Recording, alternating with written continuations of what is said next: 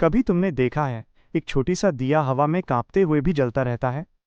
वो जानता है कि आंधी बड़ी है, लेकिन हार मानना उसकी फितरत नहीं। जिंदगी भी कुछ ऐसी ही होती है, डर, ताने, मुश्किलें सब साथ आते हैं। पर जो अपनी छोटी सी लौ को बुझने नहीं देता, वही दुनिया में रोशनी फैलाता है।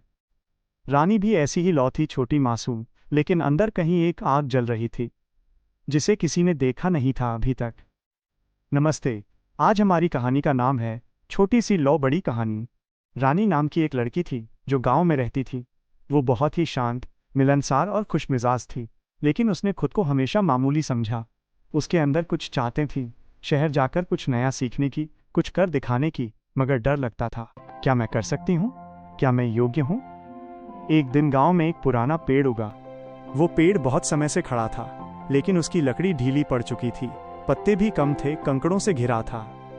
गांव के लोग कहने लगे, ये पेड़ अब कुछ नहीं कर सकता, कमजोर पड़ गया है। रानी ने सोचा, अगर मैं इस पेड़ को एक मौका दूं। उसने अपने हाथों से पानी दिया, मिट्टी को हल्का सा खोदा ताकि जड़ें आराम से सांस ले सकें। हर दिन सुबह शाम जाकर वो पेड़ के पास बैठती, पढ़ती, हंसती, उसके साथ बात करती। कुछ ही महीनों में आश्चर्य हुआ, उस पेड़ की एक नई शाखा निकल आई, पत्ते मुड़कर बढ़ने लगे, रंग बदलने लगे और कुछ छोटे छोटे फूल भी खिलने लगे। गांव वाले हैरान थे। उन्होंने कहा, देखो, वही पेड़ जिसे हम कमजोर समझते थे, उसने फिर से दिखा दिया है अपनी ताकत। रानी ने महसूस किया कि यही बात थी। अगर कोई कहे तुम्हें कमजोर, तुम खुद को कमजोर मत मानो। उसने तय किया कि वो शहर जाएगी, उस पुरानी लकड़ी के पेड़ की तरह ही सीमित संसाधनों, डर और पिछड़ेपन के बावजूद अपनी जड़ें गहरी करेगी, बढ़ेगी, खिल उठेगी। वहीं से शुरुआत हुई। शहर में गई, एक डिजाइनिंग कोर्स किया। पहले पैर हिचकिचा रहे थे, लेकिन जड़ें मजबूत थीं।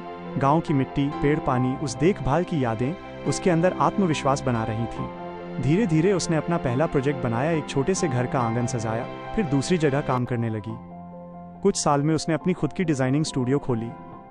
गांव लौटकर पेड़ के नीचे बैठते बैठते याद करती, वही पेड़ अब छाया देता, मजबूत शाखाएं फैला रहा था।